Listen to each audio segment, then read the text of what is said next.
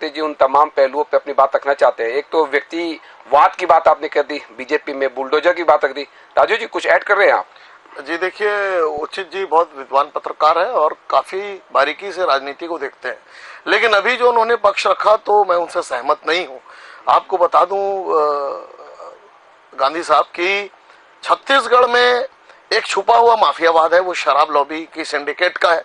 छत्तीसगढ़ में एक माफिया भूमाफिया वर्ग है जो असहाय निर्धन मध्यम वर्गीय लोगों की जमीन को कब्जा कर लेते हैं और बहुत आसानी के साथ जो सत्ता के जो लोग रहते हैं, जो इर्द गिर्द के लोग रहते हैं, उनके साथ उनका गठबंधन रहता है और बहुत आसानी से निगल रहे हैं। ऐसा एक नहीं, अब तो पिछले 4 वर्षों में ये देखा गया है कि पटवारी, आरआई और प्रशासन के बड़े बड़े अधिकारी किसी के भी जमीन में जाकर उसमें दावा आपत्ति कर दे रहे हैं, उस जमीन को विवादास्पद बना रहे हैं और बाद में उस जमीन को वो खा जा रहे हैं, बेच दे रहे हैं। तो ये जो छत्तीसगढ़ के अंदर पिछले 4 साल में एक सिंडिकेट पैदा हो गया है, वो सिंडिकेट के ऊपर निश्चित रूप से जब हमारी सरकार आएगी, उन जमीनों को हम रात सात करके जो वास्तविक हकदार लोग थे उनको देंगे। बिल्कुल जमीन में वो चलाना, जमीन में चला के जो असली हकदार थे उनको दिया जाएगा। आप देखिए राजस्व के इतने सारे मामले चल रहे हैं। सुकारू राम साहू की जमीन को कोई बड़ा सेठ जो है नगर सेठ वो जमा दे रहा है। उसके बाद गांधी जी व्यक्तिवाद की बात, पूरी बात नहीं, गांधी साहब